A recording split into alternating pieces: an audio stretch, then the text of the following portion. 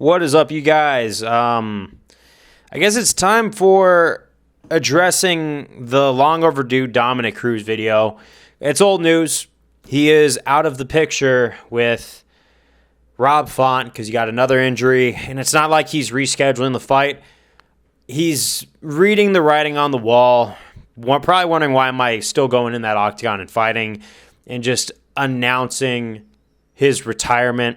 Now, a lot of people love to make a controversial thing over Cruz being the best bantamweight. I don't think he's the best, but he's definitely one of the best. And if you think that he's not the OG bantamweight king, I don't know what to tell you. Yeah, I know he had like 3 fights with Uriah Faber, and he was never really able to defend the title as much as he could have because of all the injuries he was catching. It even resulted in him vacating a title. TJ Dillashaw was the bantamweight king, but he came back around and beat TJ Dillashaw by a very razor-close decision, which honestly, that fight could have gone either way. I feel like if they were to run it back today, TJ Dillashaw would have made some adjustments, kicked the legs of Dominick Cruz early just to kind of negate a lot of that movement and probably TKO'd him. So it's a highly winnable fight for TJ Dillashaw. That would have been a really cool nostalgia fight if they were to put a sequel together for that just to see a different outcome. Where like if TJ Dillashaw really wants to come back, I don't think anyone really wants to see him back at this point. It's sad how his legacy is kind of tarnished now thanks to all the controversy that he's been wrapped up in. But as back to Dominick Cruz, I'm wondering how all these injuries come up. I wonder if it's just his gym in particular where they train super hard and then eventually like maybe your legs just start to give out more or parts of your body just start to go faster the older you get. But when you're already plagued by injuries and you're getting on the older side, it just makes sense that you don't do this whole MMA game anymore, dude. So honestly, you know what? Although I would love to see Dominick Cruz back in for nostalgia purposes, I love still watching the guy fight. Like even though he lost the Vera fight, it was still fun to see him in there in a main event for nostalgia purposes. Like Dominick Cruz is definitely one of the OGs who came into the UFC and held the title for a while, lost it, came back, got it, all that. He's been in the ins and the outs. He's seen the trenches. But if you think about OG UFC champions, Dominick Cruz is definitely on that list, whether you think that there's people with more impressive title runs than him or not. It just, for me, he is one of the originals. And he's stayed in the game, I think a little overdue. I think he's been in there longer than he's needed to be in there. He could have retired a long time ago, and I think it still wouldn't have made a difference. But you could tell he was in the sport because he genuinely loved to be in the sport. He loved to fight because he genuinely loved to fight.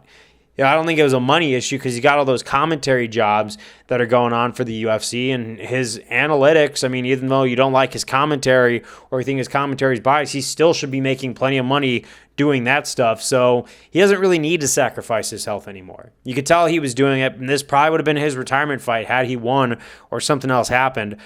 He probably was planning on retiring no matter what after this fight, so he made the right call. And you know what?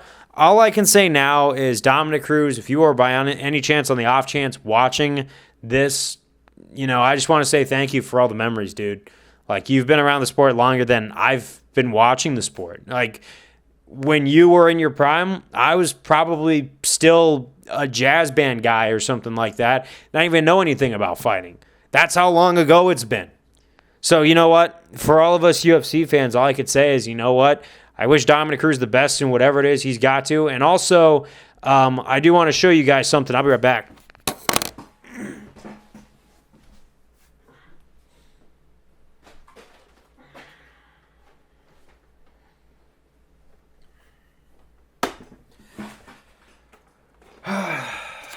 So Dominick Cruz did a meet and greet, and it was a while ago, and this was during the time of Infinity War, and we just got done watching the premiere of that movie, so I was stopping by to go meet Dominick Cruz, and I didn't have any UFC gear for him to sign, so I reached in the back of my car for the next best thing, total serendipity, and I dropped this Infinity Gauntlet prop that my buddies and I took to the Infinity War premiere when we saw Thanos beat the Avengers, okay? And guess who signed it? Dominick Cruz. So thank you very much, Dominick Cruz, for allowing me to be that stooge who came in with the toy because I had nothing else for you to sign.